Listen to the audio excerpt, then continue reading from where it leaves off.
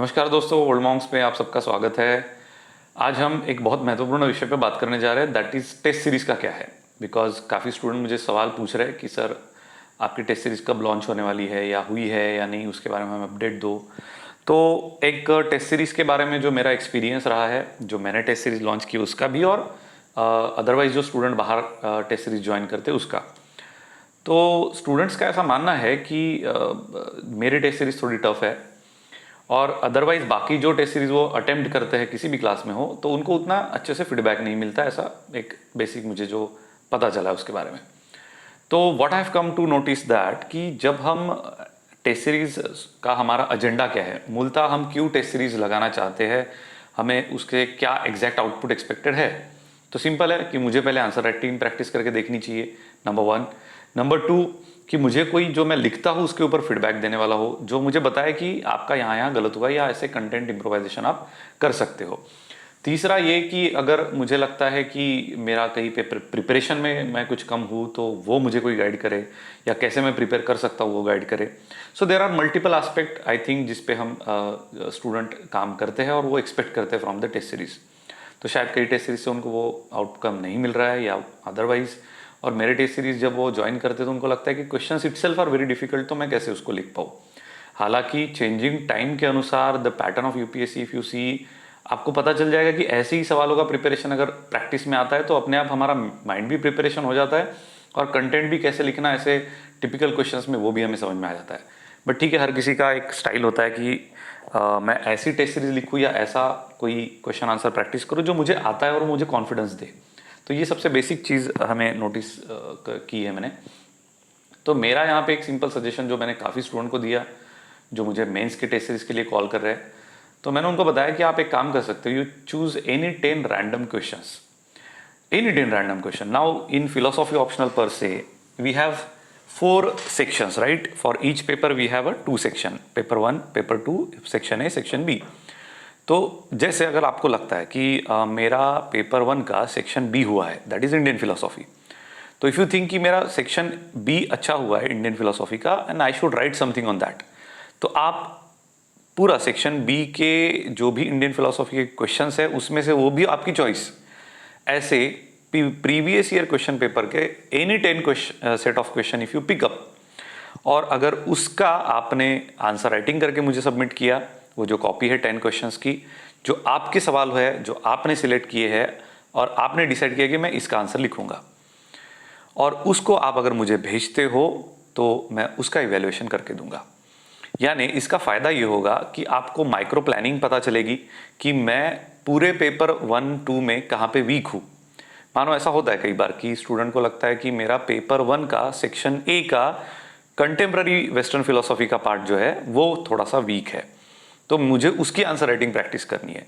So for such people it is a good solution I think कि आप contemporary philosophers के 11 philosophers में से you choose any random 10 questions and just give it to me, फिर मैं उसका evaluation करके दूंगा। और ये करने के पीछे का सबसे इंपॉर्टेंट एस्पेक्ट मेरा ये है कि कॉस्ट इफेक्टिव रहना चाहिए। भले ही मेरी टेस्ट सीरीज 10,000 की होगी, 12,000 की होगी, मैंने आपको बता दिया चलो लगा लो, आपने पेमेंट कर दिया, मुझे नहीं लगता कि 10 से 10 अभी तक जो मेरा एक्सपीरियंस रहा है, एक या दो ही कैंडिडेट है जिन्होंने मेरी पूरे के पूरे 24 टेस्ट लिखे हैं, यानी western, Indian, socio political and philosophy of religion. So when the quantum is that much difficult, when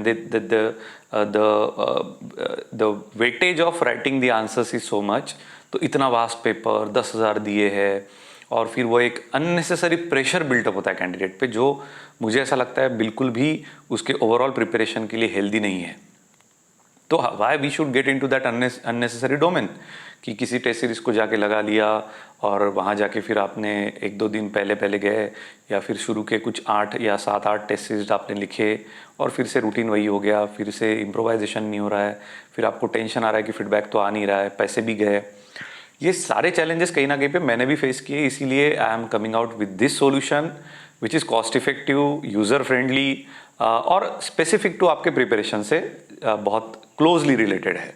तो ये सब जो एक मैंने आपको बताया है, this all is going to cost you around only 1,000 rupees, यानी कि आपने 10 क्वेश्चंस का एक सेट मुझे सबमिट किया, so for that you have to only submit 1000 rupees. So 1000 में आपको ये मिल जाएगा इवेलुएट करके। और इवेल्युएशन कैसे होगा इसका, तो आप जैसे आप मुझे मेल करोगे, वो सारी डिटेल्स हमारे यूट्यूब के चैनल पे अवेलेबल है, जो oldmonks1313@gmail.com का जो मेल है, उस पर आप जो कॉपी है आपने लिखी हुई, इसको स्कैन करके भेज सकते हो। Then what exactly I do on that, यानी मेरा उस पर फिर काम क्या होता है, फिर मैं उसको प्रिंट निकाल के उसको इवेलुएट करके उस पर कमेंट्स दे के उसकी फिर कॉपी स्कैन करके जो भी मार्क्स आपको मिलते हैं आउट ऑफ 10, फिर आप रैंडम क्वेश्चन चूज करिए, जैसे कहीं 10 मार्कर, कहीं 20 markers, it is up to you, कहीं 15 मार्कर्स। तो वो जो भी आपने टोटल मार्क्स का जो पेपर सॉर्ट आउट लिखा है, बस उसके अगेंस्ट में आपको कितने मार्क्स मिले, ऐसे एक टोटल मार्क्स करके इवेल्युएटेड कॉपी स्कैन करके हम आपको वापस भेजेंगे। जो कॉपी आपके पास आएगी, आप इवेल्युएशन कॉपी देखोगे, उसके बाद हमारा एक डाउट क्लियरिंग सेशन होगा जिसके अलग से कॉस्टिंग नहीं है।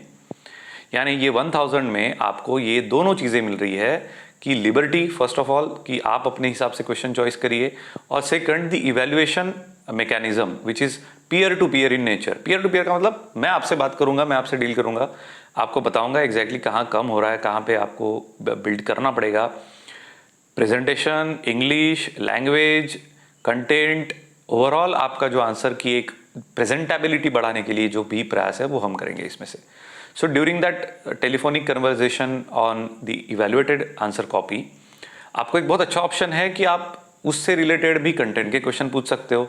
फॉर एग्जाम्पल, आपको कोई टॉपिक समझ में ही नहीं आया होगा, तो वो मुझे समझ में आ जाता है immediately when I read your answers. पता चल जाता है कि कैंडिडेट को ये क्लियर नहीं हुआ है, या फिर इसमें कहीं ना कहीं अभी भी उसको डाउट्स है, तो आप तुरंत मुझे पूछ सकते हो कि सर वो फिर क्या लिखना चाहिए, क्या होना चाहिए। सो अदरवाइज मुझे कौन से ऐसे रेफरेंसेस बताइए जहाँ पे मैं रेफर कर सकता हूँ। So this all is just at 1000 rupees. Questions selected by candidate, I am here to evaluate it and give the feedback to you, and timely इसका अप्रेजल आपको अगर मिलता है तो मुझे ऐसा लगता है फिर उसके समय बाद एक इम्प्रोवाइजेशन के लिए बहुत स्कोप है। एक बात मैंने नोटिस की है कि जब भी मैं या कोई भी फीडबैक देने वाला प्रोफेसर या मेंटर होते हैं, वो फीडबैक जब देते हैं वो कैंडिडेट को समझ के उसके नेक्स्ट आंसर कॉपी में आते आते लगभग 15-20 दिन लग जाते हैं। इसका ये एक बहुत कोई स्टैंडर्ड मैकेनिज्म नहीं है कि 15 डेज ही लगते हैं या 20 डेज ही लगते हैं। It is depending on the candidate, but it took lot of time by the candidate to inculcate all those changes in the answer copy. ऐसा क्यों होता है, तो उसको समझ में ही नहीं आता कि एग्जैक्टली क्या करना है। मैंने अगर लिखा कि इम्प्रूव योर आंसर राइटिंग, यहाँ पे पहला पॉइंट लिखा कि हैंड राइटिंग पे वर्क करो, प्रेजेंटेशन पे वर्क, तो हैंड राइटिंग कैसे क्या तुरंत इंप्रूव हो जाएगी। ये कॉमन चीज़ें हैं जिसको हम समझ सकते हैं, और उसका इमीडिएट रिजल्ट्स भी हमने एक्सपेक्ट नहीं करना चाहिए। आई बात समझ में। तो ये छोटी मोटी चीज़ें भी कभी कभी टाइम लेती है। तो कोई भी टेस्ट सीरीज आप ज्वाइन जब करते हो, तो जब आपका ड्यूरेशन फिक्स है, मैं 2 महीने में, 1 महीने में ये पूरी टेस्ट सीरीज लिखूंगा, तो वो 2 महीने के पीरियड में उतना इम्प्रोवाइजेशन आपके साइड से होना भी चाहिए ना। नहीं तो वही मिस्टेक बार बार होते रहेगी और आपके आंसर्स में कोई इम्प्रोवाइजेशन नहीं दिखेगा, and this will ultimately result into the depression और दैट सॉर्ट ऑफ कि यार कॉन्फिडेंस बूस्ट नहीं होता है। तो कुछ सिंपल से नुस्खे होते नहीं क्या जिंदगी में, कई सारे प्रॉब्लम्स को हम ऐसे भी सिंपल चीज़ों से भी डील कर सकते हैं। वैसा भी एक आंसर राइटिंग का प्रॉब्लम नहीं है, इसको समझ के लेना है। इसको अगर हम समझ लेते हैं, मुझे पता चलता है कि हाँ यहाँ पे अगर मैं फोकस करूँ और कैसे फोकस करूँ, and it will take some time, यानी it is going to take some time. ऐसा नहीं कि आज मैंने पकड़ा और तुरंत दूसरे दिन उसका रिजल्ट आ गया। You should keep on working. Mind में कहीं ना कहीं पे, डायरी पे, आपके वो नोटपैड पे या स्टिकी नोट्स पे फिक्स होना चाहिए कि मैं इन चीज़ों पे काम करना चाहिए मुझे, because these are my weak areas.